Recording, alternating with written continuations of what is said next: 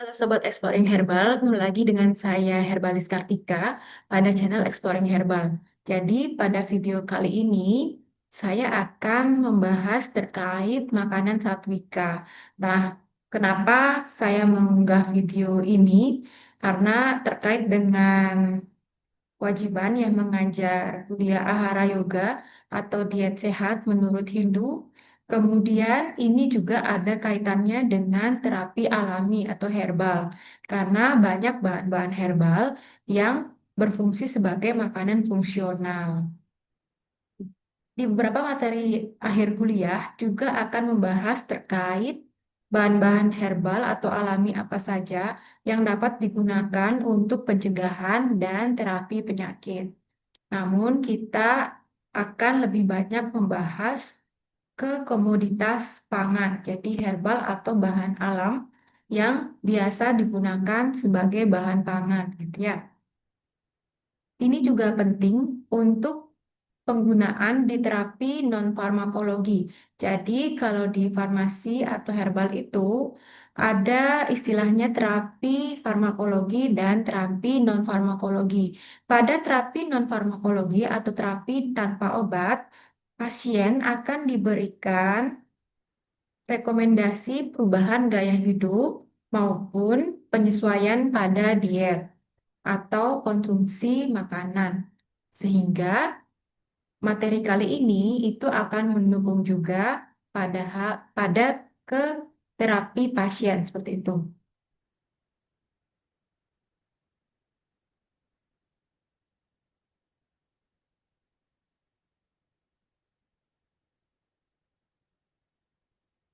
Jadi karena saya di prodi yoga kesehatan, maka ini akan ada kaitannya atau dikaitkan dengan proses yoga seperti itu atau eh, beryoga. Jadi di dalam yoga diharapkan seorang yogi itu mengkonsumsi makanan atau menerapkan pola ahara yang baik. Istilahnya di sini adalah yogic diet. Nah, ketika seorang yogi ini melakukan yoga, diharapkan mengkonsumsi makanan-makanan yang baik sesuai aturan yang sesuai topik video kali ini yaitu satvika. Nanti kita akan lebih bahas banyak gitu ya terkait makanan satvika dan contoh pada eh, lokasi tertentu gitu ya yang menerapkan pola satvika itu seperti apa contoh pola menunya. Nah, ahara ini itu dikaitkan atau disamaartikan dengan yogic diet karena dengan penerapan konsep ahara yang baik gitu ya menurut uh, Ayurveda, maka akan diperoleh pola konsumsi yogi yang bagus sehingga mencapai keseimbangan dalam fisik, mental, dan juga spiritual.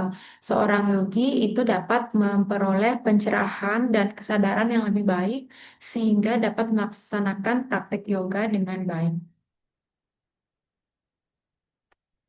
Nah, sayangnya pada zaman modern, masyarakat cenderung mengkonsumsi makanan cepat saji, gitu ya. Menurut survei, rata-rata konsumsi kalori per kapita sehari sebesar 15,1%. Dan di Bali ini konsumsinya meningkat. Peningkatan konsumsi daging juga terjadi. Nah, makanan cepat saji, daging merah, itu menurut konsep Satwika itu tidak bagus. Pola hidup modern ini memicu penyakit seperti kanker, diabetes, hipertensi, dan juga obesitas. Nah, memang dalam ilmu modern, ya kesehatan modern, sudah diteliti bahwa pola konsumsi yang jelek atau mengkonsumsi makanan-makanan yang cepat saji itu dapat memicu beberapa penyakit metabolik. Nah, menurut Hindu itu juga ada penggolongan makanan gitu ya dari yang baik yang dihindari seperti itu. Nah, pola makanan yang baik itu sesuai gitu ya dengan teori zaman sekarang. Jadi menghindari makanan cepat saji. Makanan cepat saji ini diibaratkan sudah tidak ada energi, gitu ya, tidak ada energi peranan di dalamnya karena sudah melalui pengolahan yang cukup intensif sehingga sudah siap dikonsumsi seperti itu. Kadang juga disiapkan dalam jangka waktu yang lama, diberikan pengawet gitu sehingga siap dikonsumsi kapan saja, walaupun waktu pembuatannya itu sudah eh, lama gitu, jadi baru dikonsumsi. Kemudian selain energi prananya hilang karena energi-energi kehidupannya sudah tidak ada akibat pengolahan yang intensif atau berkali-kali atau berulang-ulang atau terlalu banyak gitu ya. Ada juga tambahan bahan-bahan yang tidak baik gitu untuk konsumsi tubuh seperti pengawet, bumbu-bumbu yang eh, sintetis seperti itu yang jauh dari kata alami sehingga energi yang ada gitu ya di setiap makhluk hidup sebagai sumber bahan makanan itu sudah hilang sehingga kurang baik untuk dikonsumsi. Kemudian eh, konsumsi daging. Nah, daging juga di sini tidak termasuk dalam kategori makanan satvika atau yang baik. Nanti kita lihat apa saja pilihan-pilihannya. Nah, dalam ilmu Ayurveda terdapat tiga pilar kesehatan, ahara atau diet keseimbang atau diet seimbang. Di sini termasuk ke dalam tiga pilar kehidupan, di mana ahara dianggap paling baik, gitu ya, paling utama, karena selain dapat mengenyangkan, gitu ya, memberikan nutrisi pada tubuh, juga dapat mendukung pilar yang lain seperti tidur dan aktivitas. Karena ketika aharanya bagus, maka kualitas tidur juga dapat lebih bagus. Begitu pula cara melakukan aktivitas. Itu kemampuan fisik akan meningkat sehingga melaksanakan aktivitas juga semakin bagus, tidak dihalangi atau tidak terhalang ya karena keterbatasan. Tidur juga bisa semakin nyenyak karena ada beberapa jenis ahara yang dapat menimbulkan ketenangan atau relaksasi. Nah, konsep dari yogic diet yaitu tidak sekedar memuaskan nafsu atau tidak sekedar mengenyangkan, ya. Namun lebih kepada memberikan kepuasan terhadap indera, kemudian bagus untuk fisik, kemudian ada keyakinan di sana, kesadaran di sana sehingga ada penerimaan oleh pikiran atau nurani atau rohani. Di samping dapat memberikan ketenangan pada jiwa. Nah, makanan seperti yogic diet ini diharapkan nanti dapat memberikan kesehatan fisik, mental, dan spiritual, dan mengarahkan seorang yogi atau praktisi mencapai kesadaran dan kebijaksanaan optimal. Tadi saya menyebut terkait satwika. Satwika ini merupakan salah satu dari tiga gunas gitu ya eh, dalam makanan. Jadi satwika ahara. Di sini makanan-makanan yang tergolong satwika ahara itu dapat memberikan atau meningkatkan durasi hidup, kemurnian tubuh, kemudian eksistensi, kemudian memberikan kekuatan, kesehatan, kebahagiaan, dan juga kepuasan. Jadi kategori-kategori makanan satvika itu yang sangat direkomendasikan.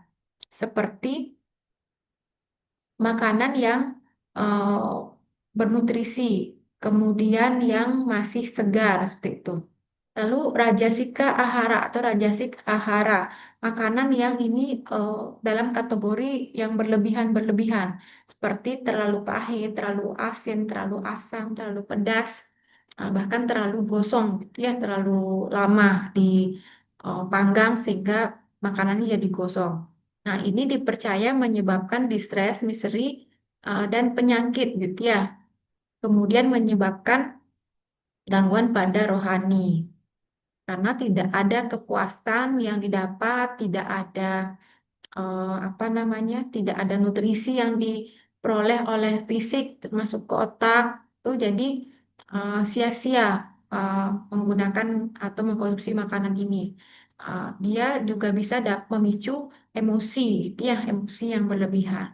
Kemudian tamasika ahara, yaitu makanan yang disiapkan terlalu lama sebelum makan, kemudian tidak ada rasanya, mulai membusuk gitu ya, atau makanan sisa. Nah, ini juga sesuai dengan arahan dari Dinas Kesehatan bahwa Kalau makanan disiapkan terlalu lama, gitu misalkan sekarang disiapkan untuk digunakan 5 jam lagi atau 6 jam lagi, itu risiko kontaminasinya itu sangat tinggi. Di samping kalau dipanaskan atau diproses terlalu lama, nutrisinya rusak atau hilang. Kemudian eh, yang membusuk atau yang overcook gitu. Jadi ada zat-zat baru yang ditimbulkan atau yang ada dalam makanan tersebut yang dapat menjadi racun di dalam tubuh. Jadi tidak ada nutrisi, justru racun bagi tubuh. Nah, ini makanan satvika ini bersifat murni, memberikan energi positif. Kemudian sumbernya dari bahan pangan nabati. Tadi satvika ini melarang konsumsi daging gitu ya, daging merah, telur, ikan. Jadi ini lebih ke konsep vegetarian seperti itu. Kemudian makanan diolah dan dikonsumsi dengan baik, dengan penuh kesadaran, dengan posisi makan yang baik, gitu ya. Cara kita menghormati makanan serta menghormati Tuhan Yang Maha Esa yang sudah berikan kita makanan. Jadi didoakan sebelum diolah, kemudian didoakan pula sebelum dikonsumsi. Menurut kitab Bhagavad Gita, makanan yang kita olah atau siapkan juga harus diaturkan kepada Tuhan terlebih dahulu supaya kita terhindar dari dosa-dosa. Kemudian barulah kita boleh mengkonsumsinya yang di sini penuh berkah gitu. Nah, contoh makanan ahara.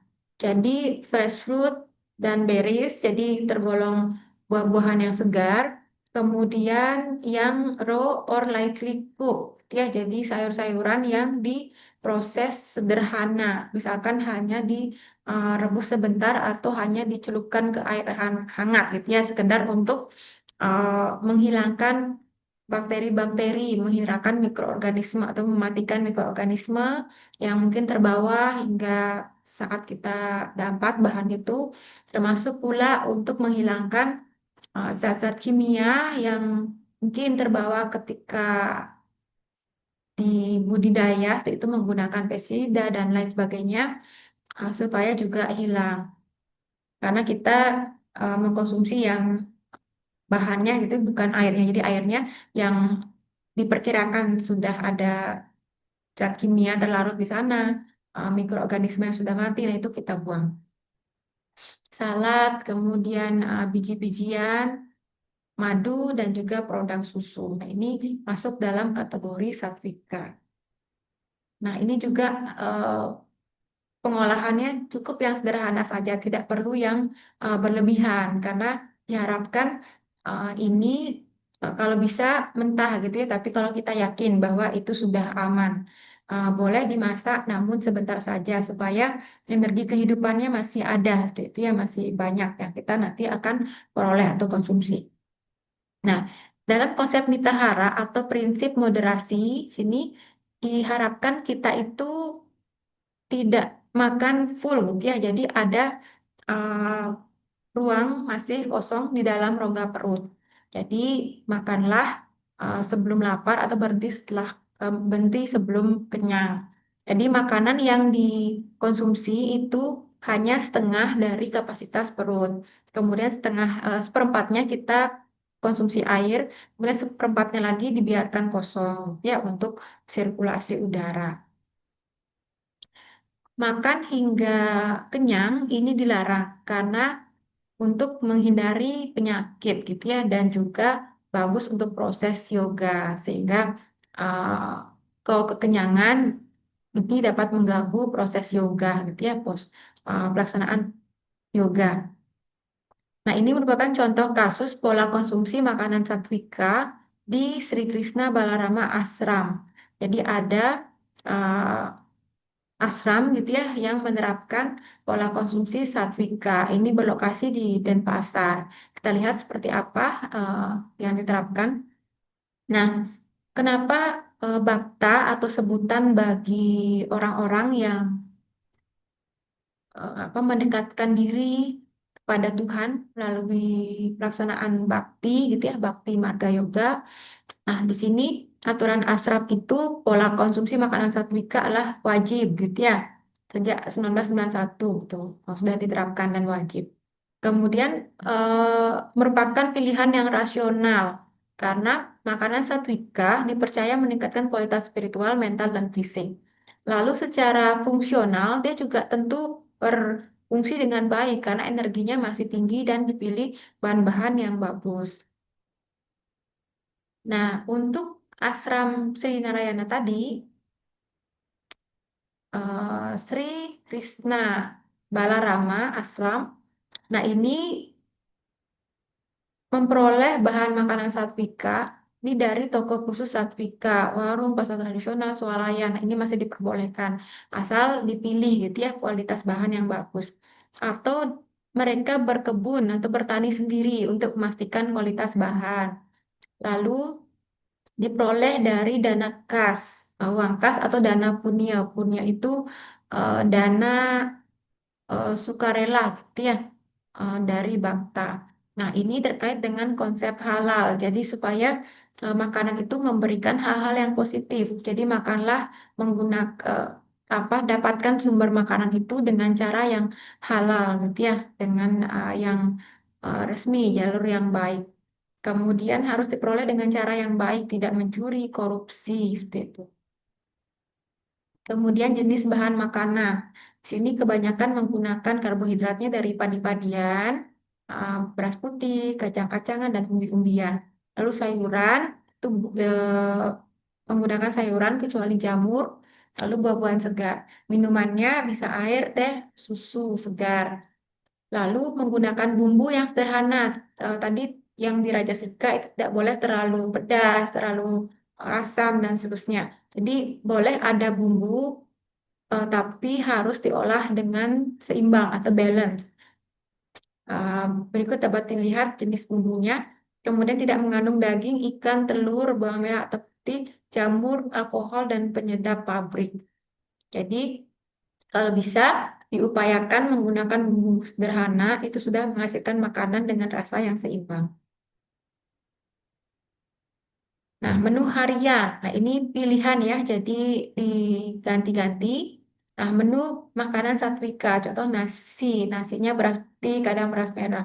Kemudian sayurnya ini urap, sup, bayam, terong, kangkung, wortel. Lalu lauknya serundeng, kacang goreng, dan seterusnya. Ini masih dari bahan nabati. Lalu buah segar dan minuman.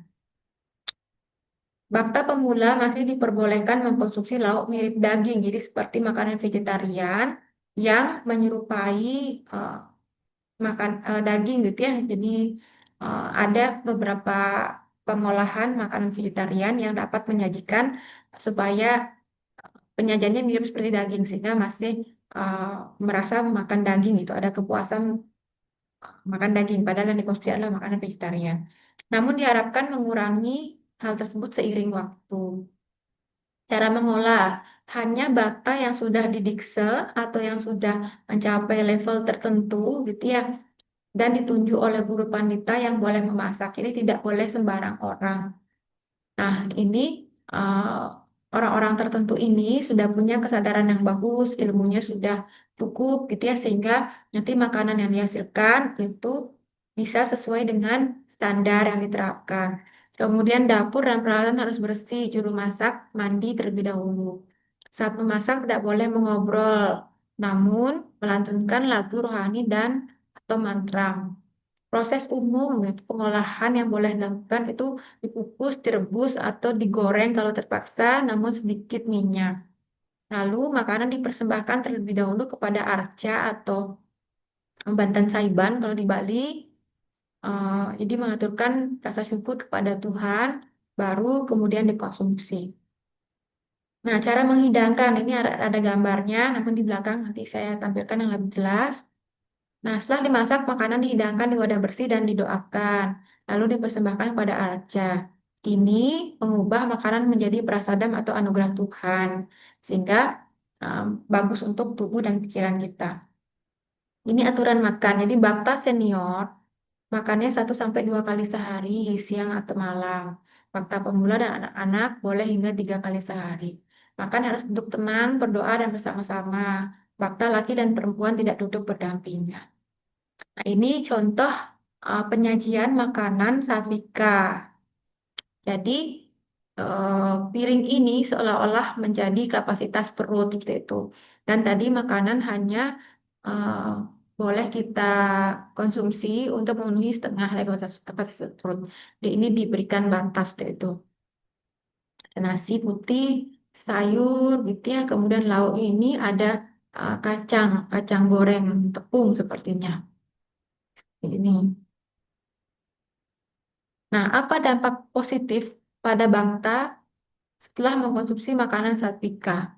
Sini dikabarkan bangsa banyak yang merasa lebih segar, jarang mengalami sakit berat, ya seperti metabolic syndrome. Kemudian siklus haid dari bangsa perempuan lebih lancar. Lalu dari segi kesehatan mental, konsentrasi saat meditasi lebih tinggi. Nah, ini juga tentu bagus untuk seorang yogi gitu ya. Kemudian pikiran menjadi lebih tenang, emosi stabil, serta menumbuhkan kesadaran diri dan cita kasih. Lalu secara spiritual membantu latihan spiritual, meningkatkan kualitas spiritual dan rasa bakti kepada Tuhan. Makanan murni dapat menyucikan pikiran. Nah, apa filosofi di balik makanan satvika? Bahwa Anda adalah apa yang Anda makan, seperti itu. Jadi kalau makanan yang kita konsumsi baik-baik, gitu ya, berenergi kehidupan, maka tubuh kita juga akan menjadi tubuh yang baik.